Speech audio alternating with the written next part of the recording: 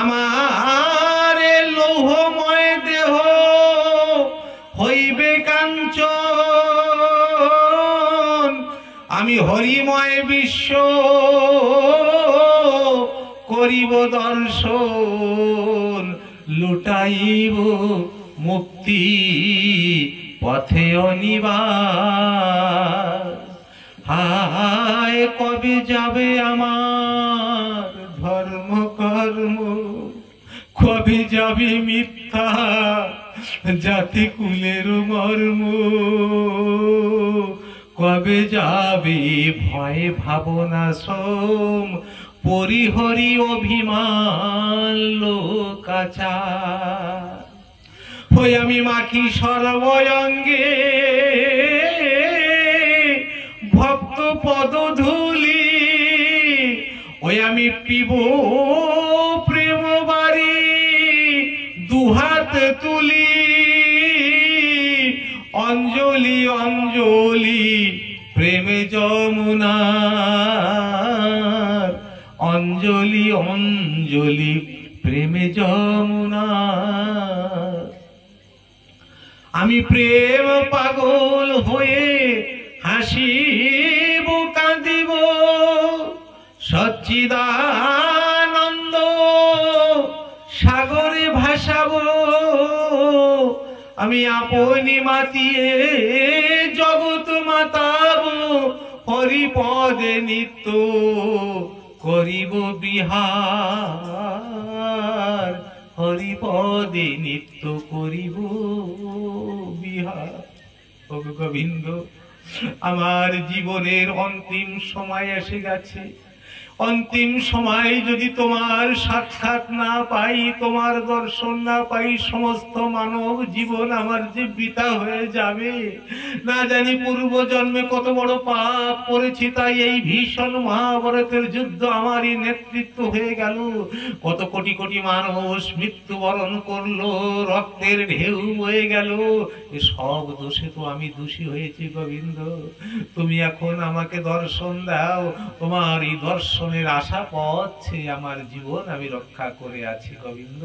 আমাকে একটু দর্শন দাও, আমাকে একটু দর্শন দাও। চলো রে হংসা আমার লোক মে, यहाँ कोई तेरा अपना नहीं, जगी वालों का हुआ सवेरा, अपना हुआ अंधेरा है। এই জগতের সবার সকাল হয়েছে, এরা সবাই নিত্য নতুন কর্মে ব্যস্ত হবে এখন, কিন্তু আমার জীবনের ঘন অন্ধকার নেমে আসছে। না জানি কোন অন্ধকার পথে অজানার দেশে আমাকে যেতে হবে। আমার জীবন সূর্য দেহ থেকে বেরিয়ে যাবে গোবিন্দ। তুমি করুণা করো, এই অধমের প্রতি কৃপা করে আমাকে দর্শন দাও, আমাকে দর্শন দাও। যদি কোনো মানুষের অন্তর থেকে বেদনা বাইরে আসে গোবিন্দ দেখাও, গোবিন্দ কৃপা করে। ঠিক সেই জন্য আজ আমার গোবিন্দ কৃপা করার জন্য আসছে।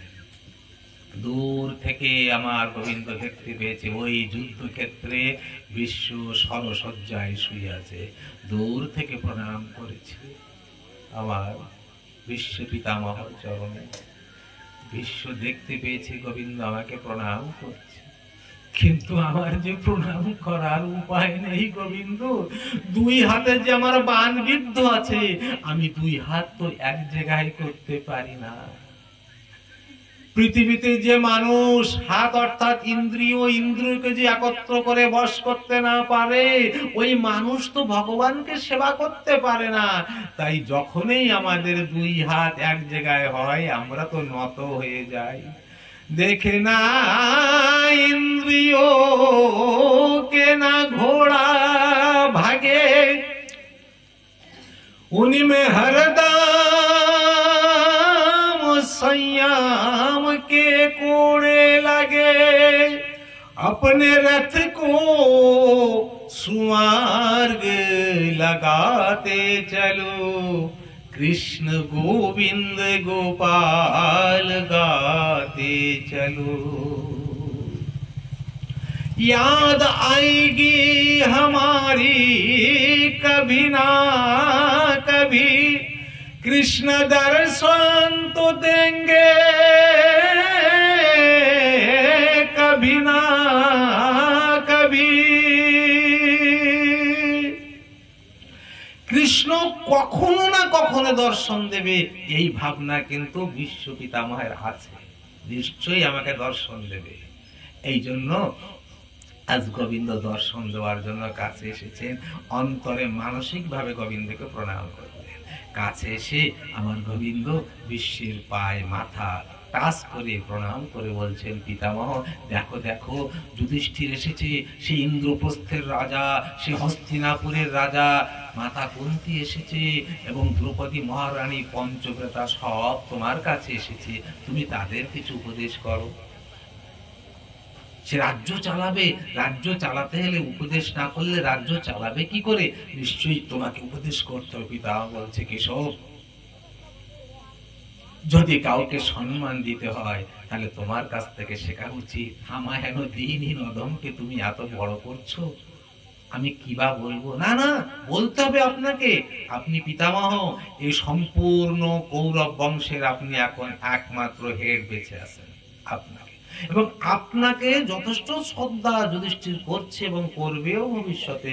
আপনি যদি কিছু উপদেশ না করেন সে চলবে কি করে? দেখেন ভগবান কি বলছে, প্রত্যেক ঘরে যে বৃদ্ধ লোক থাকে, বয়স্ক লোক, তার কথা মেনে যদি ওই অন্য বাচ্চা কাচ্চা না চলে, ওই ঘরে বিপদ আসবেই, সে কোনোদিন ভগবানের আশীর্বাদ পাবে না।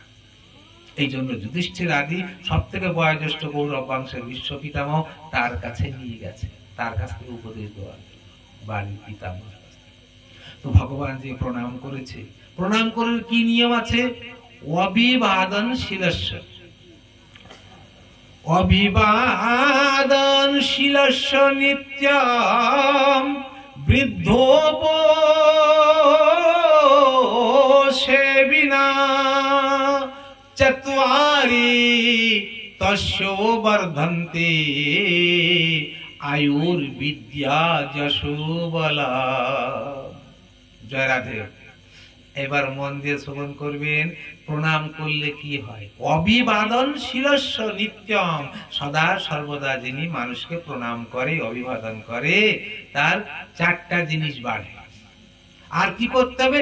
বৃদ্ধোপসেবিনা, বাড়ির যারা বয়স্ক আছে তাদেরকে সেবা শুশ্রূষা প্রণাম, তাদের যথেষ্ট দেখভাল করতে হবে। অভিবাদনশীলস্য নিত্যম বৃদ্ধোপসেবিনা চত্বারি তস্য বর্ধন্তে, তার চারটা জিনিস বাড়বে। কি কি? আয়ু, পাপে আয়ু ক্ষয় হয়, পুণ্যে আয়ু বাড়ে। এই যে ভাগবত কথা আমি বলছি, যেসব ঋষিগণ ৮৮,০০০ শ্রবণ করছে, ৮৮,০০০ ব্রাহ্মণ শ্রবণ করছে, তাদের আয়ু কত কেউ বলতে পারবে না, লাখ ২ লাখ কত তার ঠিক নেই। তারা মৃত্যুকে ফুল স্টপ লাগিয়ে দিয়েছে, আসতে পারবে না, মৃত্যু কাছেই আসবে না, চলছে চলছে, ফুল স্টপ উঠিয়ে দিয়েছে, আয়ু বাড়ছে। ওই আয়ুর ভিতরে যদি ভগবানের সেবা করে পাওয়া যায়, শীঘ্র মরে যাবো, মনে করেন আমি এখনই মরে গেলাম, তাহলে আর ভাগবত করতে পারবো না, ভগবানকে ডাকতে পারবো না, এরপরে আবার জন্ম হবো, ১৫ বছর তো কিছু করতেই পারি না। কেন করতে পারবো না? ১৫ বছর পর্যন্ত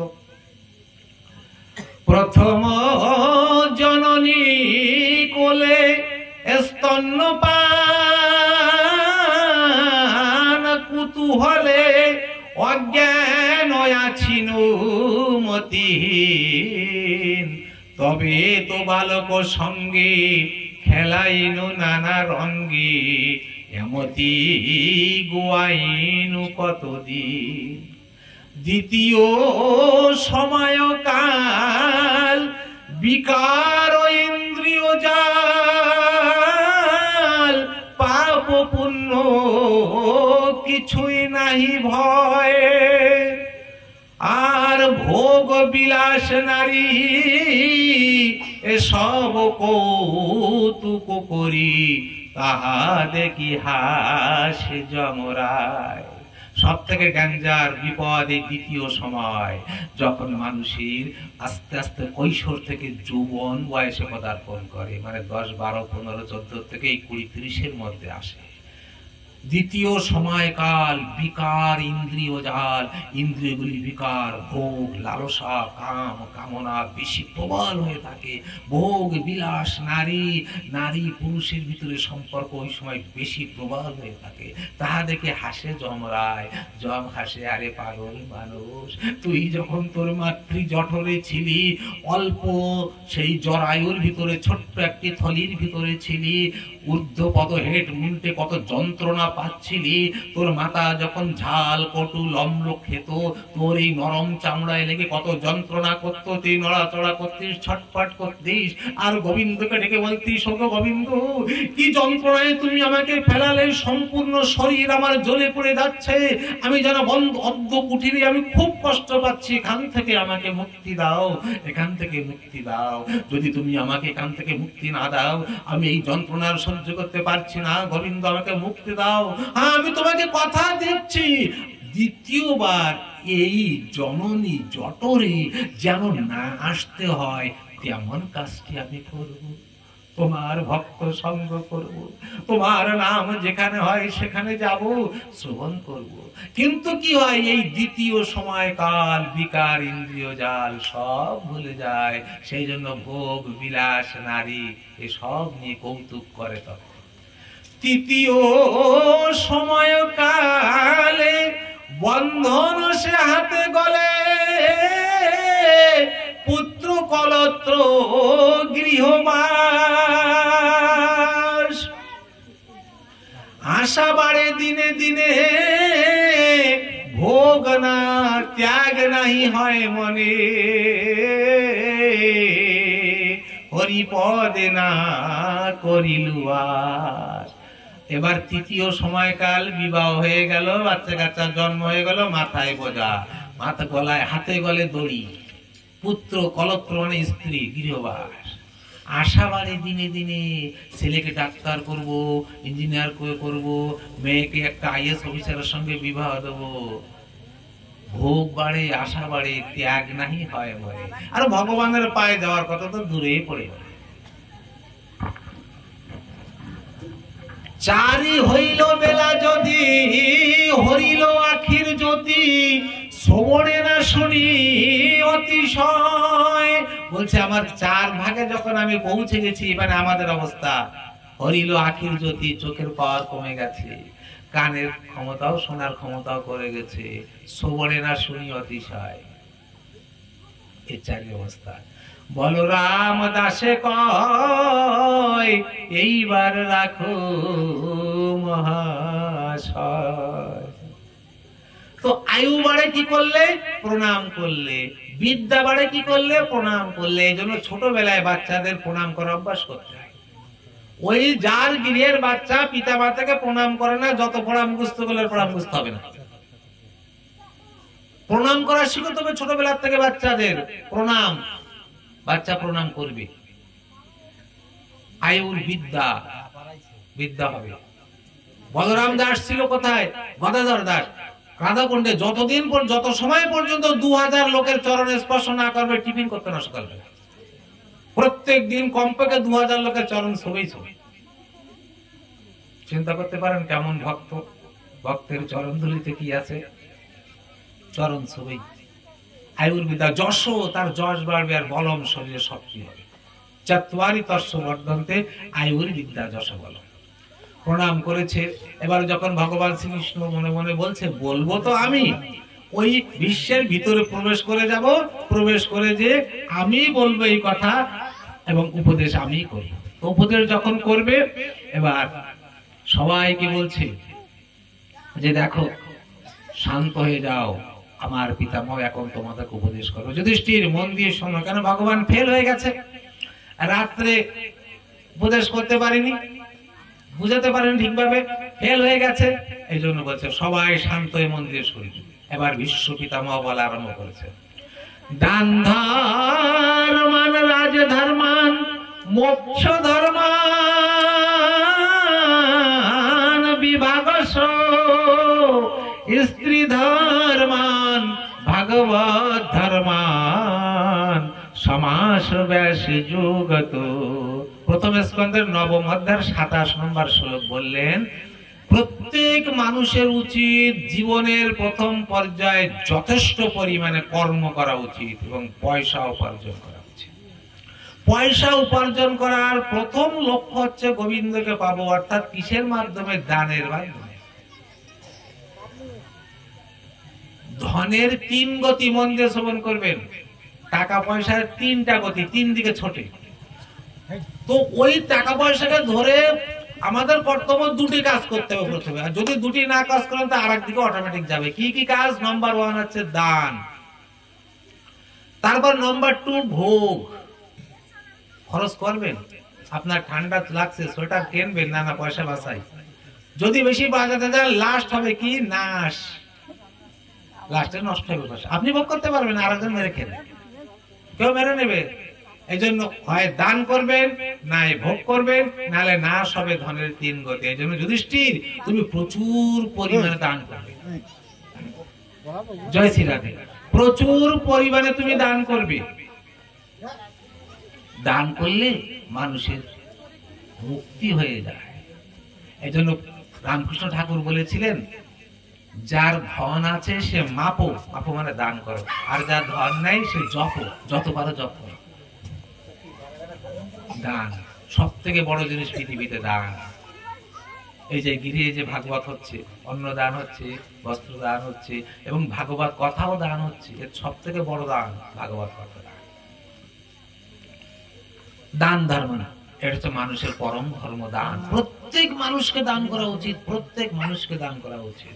দেখবেন আমাদের হিন্দু সম্প্রদায়ের নিয়ম আছে, যদি কোনো বাচ্চার জন্মদিন হয়, ওই জন্মদিনে বাচ্চার হাত দিয়ে কোনো মহারাজজিকে বা কোনো কাউকে কিছু দান করা, ওই বাচ্চার কপালে দুর্ভাগ্য কেটে যায়। জন্মদিনে যদি কাউকে কোনো মহারাজ, কোনো পূজারী, কোনো ভালো লোককে দান করতে পারে, সুপাত্রে দান করতে পারে, তার যদি কোনো গ্রহ দোষ থাকে বিপদ আস্তে আস্তে কেটে যায়। এই জন্য বাচ্চার হাত দিয়ে জিনিসটা দান করে। জয় শ্রীরাম। রাজধর্মান, রাজার প্রকৃত ধর্ম হচ্ছে প্রজার সুখ শান্তি। যদি রাজা প্রজার সুখ শান্তি না করে তাহলে কি হবে? তাহলে রাজা অধঃপতন হয়ে যাবে, রাজার বিরাট পাপ হবে। প্রজা যদি দুঃখী থাকে, এই যে আমরা যারা হিন্দুরা আছি, আমাদের প্রতি অন্যায় হয়নি? কি বলেন, অন্যায় হয়নি? ভারতবর্ষে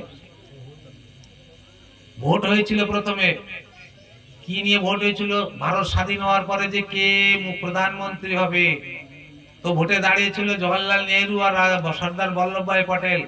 সর্দার বল্লভভাই পটেল 12টা ভোট পেয়েছিল, আর জওয়াহরলাল নেহরু 0 ভোট পেয়েছিল, আর 2টা ভোট নষ্ট হয়ে গেছিল। আচার্য কৃপালানি আর আরেকজন ছিল, তারা ক্যান্সেল করে দিয়েছিল, মাত্র 12 ভোট। তাহলে সেই হিসাবে প্রধানমন্ত্রী হওয়ার কথা কে?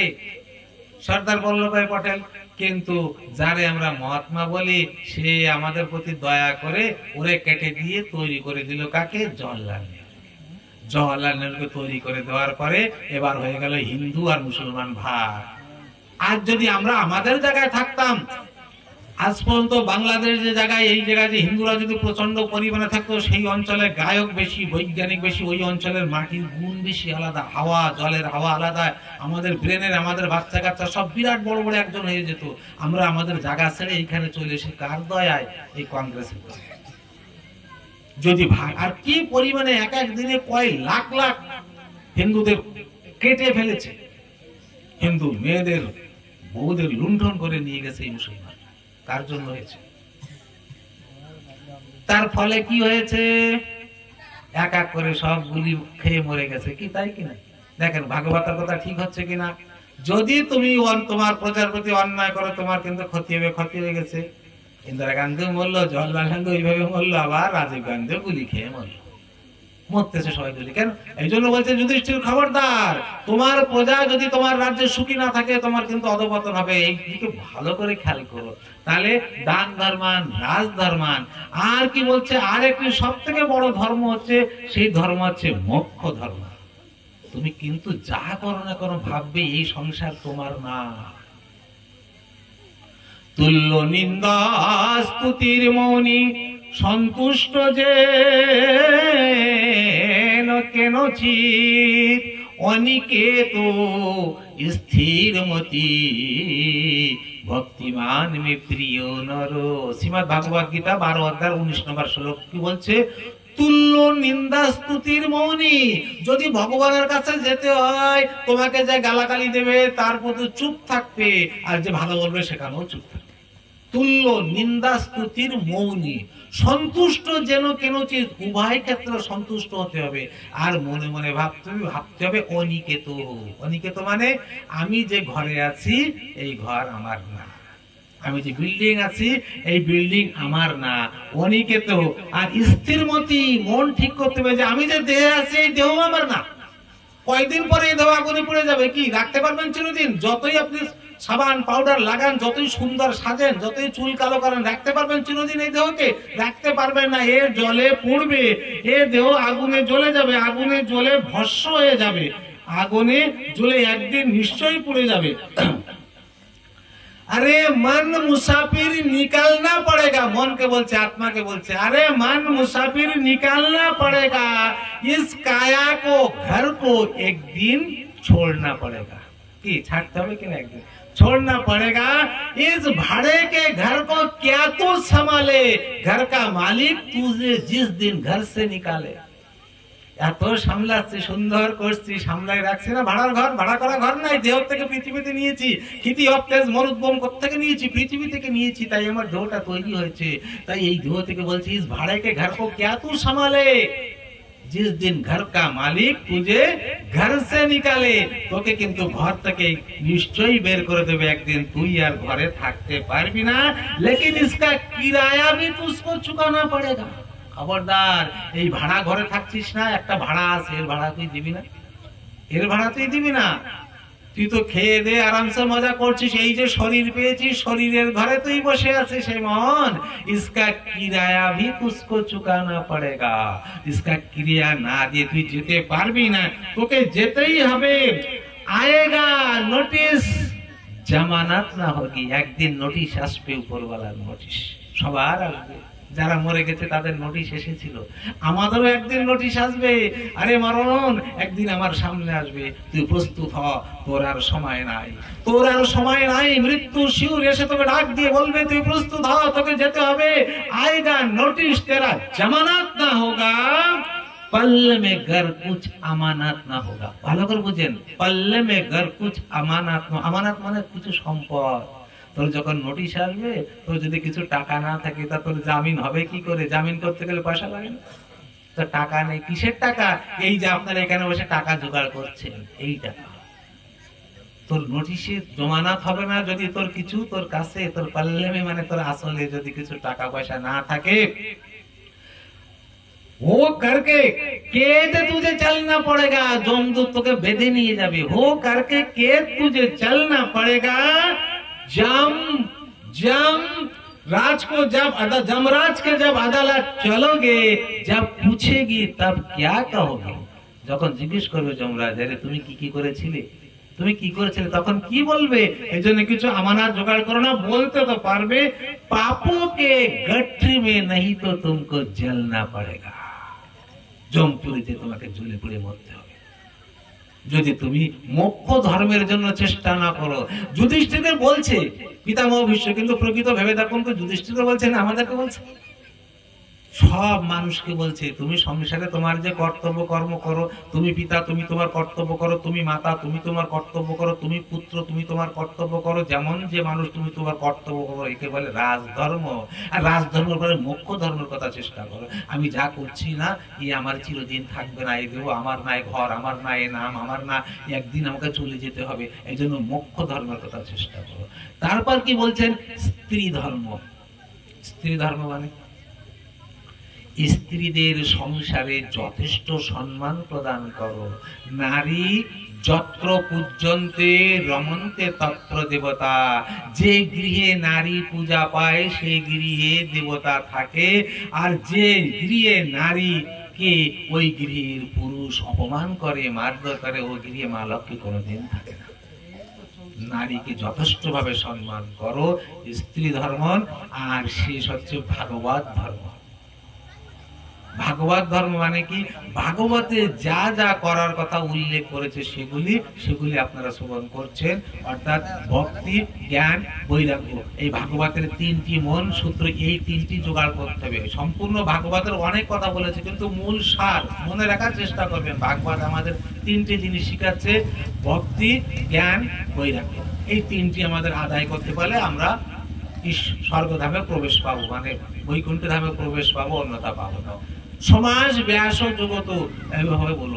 আর খেয়াল রাখবে, তোমার রাজ্যে কোন লোক যদি কষ্ট পায় তাহলে কিন্তু তোমার ক্ষতি হবে। যখন এই কথাটা বলছে তখন দ্রৌপদী খেলখেল করে হেসে দিয়েছে। এবার পিতামহ ভীষ্মের সামনে মাথা কুন্তি কথা বলতে সাহস পায় না, খুব ভদ্রভাবে থাকে। যুধিষ্ঠির যদি সাহস পায় না, এবার যদি বাড়ির বৌমা হেসে দেয় কেমন লাগে বলেন তো? সবাই চুপ হয়ে গেছে। কি দ্রৌপদী হেসে দিল? বাড়ির কুলবধূ যে, সে পিতামহ ভীষ্মের সামনে কথায় সে হেসে দিয়েছে, হেসে দিয়ে সঙ্গে সঙ্গে কাপড় দিয়ে মুখ ঢেকে নিয়েছে। এবার পিতামহ ভীষ্ম বলছে, পুত্রী, আমার কথায় যুধিষ্ঠির আদি এমনকি স্বয়ং কেশবাস পর্যন্ত কোনো উত্তর করে না, আমাকে এত সম্মান দেয়, আর তুই আমার কথাকে তাচ্ছিল্য করে তুই হেসে দিয়েছিস। বল পুত্রী, কিসের জন্য তুই হেসেছিস বল? হেসে দিয়েছে তো দিয়েছে, এখন কি করবে? বলছে, না পিতামহ, আমার ভুল হয়ে গেছে, মুখ দিয়ে হাসি বেরিয়ে গেছে। না, কুলীন ঘরের স্ত্রী বিনা কারণে কখনো হাসে না। তুই কুলীন ঘরের স্ত্রী, তুই শিক্ষিত, কখনো বিনা কারণে উচ্চস্বরে হাসে না। আমি জানি উচ্চস্বরে হাসলে পাপ হয়, পাপ লাগে। খেলখেল করে হাসে না, তুই খেলখেল করে হেসেছিস, নিশ্চয়ই কোনো কারণ থেকে থাকবে। বল। না পিতামহ, না, তোকে বলতেই হবে, আজ শুনবো না। যখন বারবার বাধ্য করছে তখন হাত জোর করে বলছে, পিতামহ, আপনি আমাকে অভয় প্রদান করেন, কিছু বলবেন না, তাহলে আমি বলবো। তথাস্তু, তোকে কেউ কিছু বলবে না, যুধিষ্ঠির আদি কেউ বলবে না, এমনকি কেশবও কিছু বলবে না। আমি বলছি, বিশ্ব বলছে কিছু বলবে না, আমি তোকে কিছু বলবে না, তুই বল তুই কেন এসেছিস? দ্রৌপদী বলছে, পিতামহ, আপনি ইতিপূর্বে বলে গেলেন, তোমার রাজ্যে যদি কোনো অন্যায় অবিচার হয়, নারীর প্রতি অপমান হয়, তাহলে কখনো সেটা সহ্য করবে না। কিন্তু সেদিন আপনি কোথায় ছিলেন? রাজসভায় আপনি বসেছিলেন, আপনি সম্পূর্ণ কৌরব বংশের শ্রেষ্ঠ। আপনি যদি একবার অঙ্গুলি উঁচা করতেন, আপনার কথা কি কেউ মানা করত? সেদিন যখন আমার প্রতিগণ পাশা খেলায় হেরে গেল, দুর্যোধন আমাকে উরুর উপরে বসাতে চাইল, আপনি কিছু বলেছিলেন? দুঃশাসন রজস্বল অবস্থায় আমাকে এক বস্ত্রে টানতে টানতে চুলের মুঠি ধরে নিয়ে এসেছিল, সেদিন আপনি কোথায় ছিলেন? আপনার রাজ্যে কি অন্যায় হয়নি, অত্যাচার হয়নি? বলুন, নারীর প্রতি অত্যাচার হয়নি? বলুন। এবং আপনি নিশ্চয়ই সংবিধানও ভালো করে জানেন, যদি আমার পঞ্চপতি তারা পাশা খেলায় হেরে যায়, হেরে যাওয়া ব্যক্তির আবার তার স্ত্রীকে বাজি ধরার কোনো অধিকার আছে? তারা তো হেরে যাওয়ার পরে আমাকে পরে বাজি ধরেছিল, আগে তো বাজি ধরিনি। ওরা আগে হেরে গেছিল, তো ওরা যদি হেরে যেয়ে থাকে, সুতরাং তার যে বস্তু তার প্রতি আর অধিকার থাকে না, সে তো হেরে গেছে। তবু আপনি কোনো কথা বলেননি। বলেছিলেন, বলেন। একটি কথা বলেননি। কত কষ্ট পেয়েছি আমি, জানেন? সেদিন কত কষ্ট পেয়েছি। আমার প্রাণের সখা গোবিন্দ ছিল বলে তাকে যখন ডেকেছি, আমি আমার পঞ্চপতির কাছে বলেছি, ওগো তোমরা এত বড় শক্তিমান, আমাকে রক্ষা করো। দেখো দুঃশাসন আমার বস্ত্র নিয়ে বস্ত্র খোলার চেষ্টা করছে, এই সম্পূর্ণ রাজসভার ভিতরে এত লোকের সামনে আমাকে পুরো বিবস্ত্র করতে চায়। তুমি গান্ডীবধারী অর্জুন, তোমার গান্ডীব ওঠাও। অর্জুন মাথা নিচে করেছিল। আমি আপনার হাতের কাছে দিয়ে হাত জোড় করে বলেছিলাম, ওগো পিতামহ, এই নারীর ইজ্জত আজ মান মর্যাদা চলে যায়, তুমি আমাকে রক্ষা করো। তুমিও মাথা নিচে করে দিয়েছিলে, দ্রোণাচার্য মাথা নিচে করে দিয়েছিল, কৃপাচার্য মাথা নিচে করে দিয়েছিল। আমি অসহায় হয়ে আর আমি দেখি এই পৃথিবী হাড় মাংসের মানুষ, এদের কাছে চেয়ে কোনো লাভ নাই, এদের কাছে চাইলে কোনো কাজ হবে না। যদি চাইতে হয় তো অনাদিরাদি গোবিন্দ আমার সখা পরম গোবিন্দর কাছে চাইতে হবে। তাই যখন আমি দুহাত উঁচু করে বলেছিলাম, ওগো গোবিন্দ, এই পৃথিবীতে যত মানুষ আছে এরা আমার কোনো সাহায্য করতে পারবে না, আমার মান ইজ্জত সব আজ চলে যায়, তুমি রক্ষা করো গোবিন্দ, তুমি আমাকে রক্ষা করো। এমন ভাবে যখন আমি আপ্রাণ চেষ্টা করে কাতর কণ্ঠে ডেকেছিলাম, আমার গোবিন্দ, আমার গোবিন্দ আমার জন্য रानी बिहारी लाल की, बांके बिहारी की, राधा रानी सरकार की, भगवत भगवान की। আমার গোবিন্দ শাড়ি রূপী অবতার গ্রহণ করে শাড়ি রূপী অবতার হয়েছিল, আমাকে শাড়ি জুগিয়েছিল। আপনি সেদিন চুপ ছিলেন না, আর আজ বলছেন বড় বড় কথা, অন্যায় অত্যাচার সহ্য করবে না। এ কেমন উপদেশ আপনার? এই কথা বলে হাত জোর করে দ্রৌপদী মাথা নিচু করে বসে পড়ে আছে। এবার বিশ্ব বলছে, পুত্রী তুই ঠিক বলেছিস, তুই ঠিক বলেছিস। আমার দ্বারা সেদিন বড় অপরাধ হয়ে গেছিল। সেদিন আমি নিজেকে নিয়ন্ত্রণ করতে পারিনি, আমার দ্বারা বড় অপরাধ হয়েছিল। সত্যি তো জানিস, দেহে যদি একটা বাণ বিদ্ধ হয় কত রক্ত ঝরে। আমার দেহে হাজার হাজার বাণ বিদ্ধ হয়েছে। তুই জানিস আমার ইচ্ছা মৃত্যু, আমি চাইলে সেদিনই মৃত্যুবরণ করতাম, এত কষ্ট আমি সহ্য করতাম না। কিন্তু আমি জানি আমার দ্বারা যে অন্যায় হয়েছে, আমাকে কষ্ট সহ্য করতে হবে, নাহলে এ পাপের আমার মুক্তি হবে না। তাই আজ 52 দিন পর্যন্ত আমি কষ্ট সহ্য করছি। একসঙ্গে হাজার হাজার বিছা দংশন করলে যেমন যন্ত্রণা হয়, আমার দেহে তেমন যন্ত্রণা হচ্ছে। খালি আমি গোবিন্দর চরণে মন রেখেছি বলে আমি সহ্য করতে পেরেছি। এক এক ফোঁটা রক্ত ঝরে ঝরে ঝরে ঝরে আমি রক্তহীন হয়ে গেছি। আমি আমার এই পাপের প্রায়শ্চিত্ত করছি, আমার পাপের প্রায়শ্চিত্ত করছি। পুত্রী জানিস কেন কেন আমি সেদিন আঙুল উঁচু করে কাউকে শাসন করতে পারিনি? আমার যে অন্ন দোষ হয়েছিল। কি অন্ন দোষ? আমি যে ওই দুষ্ট দুর্যোধনের অন্ন আহার করেছি। দুষ্ট লোকের অন্ন আহার করলে ওই দোষ তার লাগে, তা আমার ওই দোষ লেগেছিল। অন্ন দোষে আমি দোষী হয়েছিলাম। তাই যে কোনো মানুষের অন্ন খেতে নেই, যে কোনো মানুষের ছোঁয়াও খেতে নেই, ওই দোষ তার লেগে যায় শাস্ত্রে। এই জন্য দেখবেন বৈষ্ণবরা যার তার হাতে খায় না, যার তার বাড়ি খায় না, ওই 1 টাকার বাড়ি। এই বিশ্ব মতো পিতামহ যিনি পরম ভাগবত, তানার যদি অন্ন দোষ লাগে, আর আমরা কোথায় পড়ব? আমাদেরও তো অন্য দোষ লাগবে নাকি? নিশ্চয়ই লাগবে। এই জন্য যতদূর সম্ভব এই রান্না বান্না ইত্যাদি ভালো লোক দিয়ে, যারা ঠাকুরের নাম ইত্যাদি করে, এবং দেওয়া থেওয়াও তেমন লোক দিয়ে করতে হয়। যে কোনো লোককে, যে কোনো ছেলেরা ডেকে বলতে নেই তুই লবণ দিয়ে, তুই হলুদ দিয়ে, তুই ঝাল দিয়ে বললে যারা প্রসাদ পাবে তাদের বিরাট দোষ হবে। দোষ হলে ভগবানের দিকে আর মন তার বসে না, বসবে না, মন চলে যাবে, বিপদে তার মন চলে যাবে। আমার যে অন্য দোষ হয়েছিল, তাই আমি সেদিন বলতে পারি না। আমার বড় ভুল হয়ে গেছে। পুত্রী তুই আমাকে ক্ষমা করে দে। আমার হাত এক জায়গায় করার কায়দা নেই, দেখছিস না আমার হাতে বান বিঁধে আছে। পুত্রী তুই বল, তুই আমাকে ক্ষমা করেছিস? তুই যদি আমাকে ক্ষমা না করিস, আমার মৃত্যু পথ তো সুগম হবে না রে। তুই আমাকে ক্ষমা করে দে।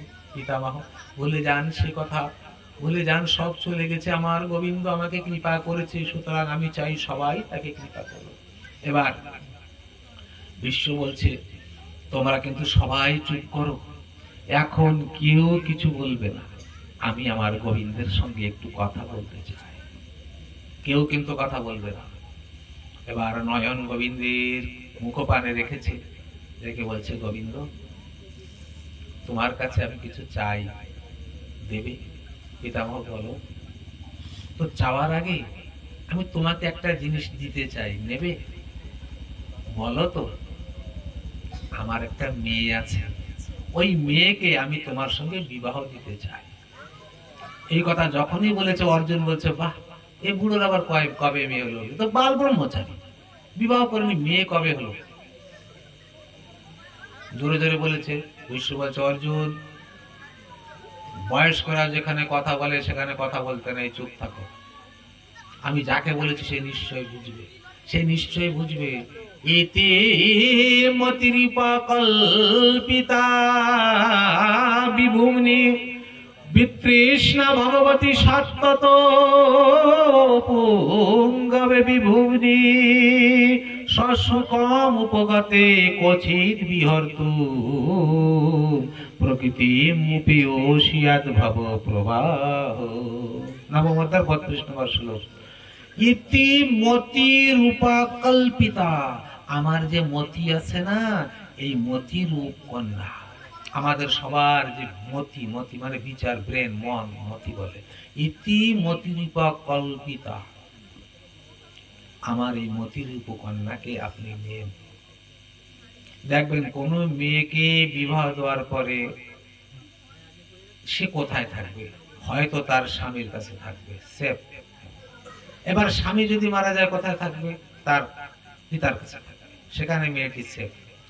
তা না থেকে স্বামী আর পিতা দুইজন বাদ দিয়ে যদি তৃতীয় জনের কাছে থাকে, ওই মা আমার সেফ না, নিরাপদ না, বিপদ আসবে। তো আমাদের যে মতি মানে মন কোথায় রাখতে হবে? সর্বপ্রথম নিজের গুরুদেব, গুরুচরণে। গুরু হচ্ছে বাবা, গুরুকে আমরা কি বলি? বাবা বলি। যে কোনো মেয়ে জন্ম হলে প্রথমে কার ঘরে থাকে? নিজের বাবার কাছে থাকে। বাবাই ওকে লালন পালন করে বড় করে তোলে, ওর খাওয়া দাওয়া পড়া সব বোঝে। এবার যখন বিবাহ হয়ে যায়, যখন এবার গুরুদেব তাকে ভগবানকে চিনিয়ে দেন, তখন ভগবানকে সে কিভাবে পূজা করে? প্রতিগানে জগৎ স্বামী আমার গোবিন্দ, সবার স্বামী। তাই মন ওই স্বামীর কাছে দেখতে হয়, হয় গুরুর কাছে, নাহলে এই দুই জায়গা ছেড়ে যদি অন্য জায়গায় মন থাকে, টাকা পয়সা ধন দৌলত মান যশ প্রবৃত্তি তৃতীয় স্থান, এখানে সে তার ব্যভিচারীর কাজে লিপ্ত হয়ে যাবে। এই জন্য বলছে ইতি মতিরূপা কল্পিতা। গোবিন্দ বলছেন পিতামহ, এই যত যত মানুষ আছে না, এরা সব ওদের মনের তৃষ্ণা আমাকে দিয়ে দেয়, আমি আর নিয়ে পারছি না। না না না, বিতৃষ্ণা, এই সংসারের প্রতি আমার বিতৃষ্ণা হয়ে গেছে, আর এই সংসারের কিছু আমি চাই না, এর প্রতি আমার বিতৃষ্ণা হয়ে গেছে। ইতি মতিরূপা কল্পিতা বিতৃষ্ণা শাশ্বত পুণ্যবে বিভূমি, আমি সব তোমার চরণে দিতে চাই। বাসুদেব ভগবতী ভক্তিরূপ প্রায়োজিত, জনয়তাসু বৈরাগ্য জ্ঞানম চ তদহৈতুকা। আমার ভিতরের যে ভক্তিরূপী কন্যা আছে, মতিরূপী কন্যা আছে, বাসুদেবে ওই গোবিন্দের সঙ্গে যদি বিবাহ দেওয়া যায়, তাহলে জনয়তাসু, আশু মানে সঙ্গে সঙ্গে, জনয় মানে জন্ম হবে কি? দুটি জিনিস, জ্ঞান ভক্তি, এবং তারপরে পরে তার বৈরাগ্য আসবে সংসার। ভাগবতের মূল সিদ্ধান্ত এটি, যে যদি আমার এই মতি আমি গোবিন্দ চরণে রাখতে পারি সদা সর্বদা, তাহলে আমার জ্ঞান ভক্তি এবং বৈরাগ্য আসবে, আর আমি গোবিন্দকে পেয়ে যাব। এবার বিশ্ব প্রার্থনা করছে, গোবিন্দ শেষ বিনতি তোমার, তুমি আমার মরণকে মঙ্গলময় করার জন্য আমার অন্তিম কালে তুমি এসেছো, তাই তোমার কাছে আমার প্রার্থনা, আমি তোমার এই মধুর মূরতি দর্শন করতে করতে, নিরীক্ষণ করতে করতে আমি যেন মরতে পারি, আমি যেন মরতে পারি। আমি আর কিছু চাই না গোবিন্দ, আমার এখনই তুমি এখনই নিয়ে যাও। এই জন্য বিশ্ব কাঁদতে কাঁদতে কাঁদতে কাঁদতে বিশ্ব গোবিন্দর কাছে বলছে, ইতিনা তো করনা স্বামী জব প্রাণ তন সে নিকলে। এই বিশ্বের কথা না, আমাদের সবার কথা। গোবিন্দর কাছে প্রার্থনা করা উচিত হবে, গোবিন্দ আমার যখন প্রাণ বের হবে, এই শরীর থেকে নির্গত হবে, তখন ইতিনা তো করনা স্বামী जब प्राण तन से निकले, गोविंद नाम लेके तब प्राण तन से निकले।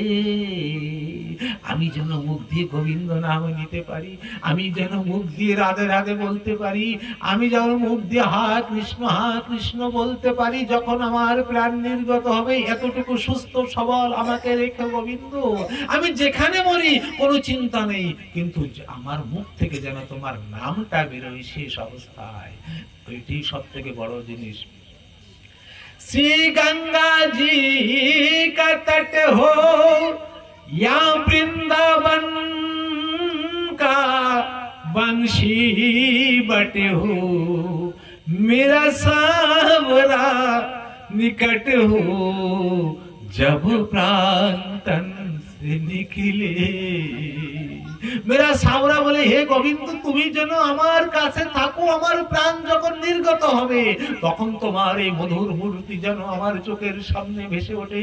জনম জনমের যত পুঞ্জিত পাপ রাশি আমার সঞ্চিত হয়েছে, সেই সব পাপ রাশি তোমার দর্শনে সব বিনষ্ট হয়ে যায়।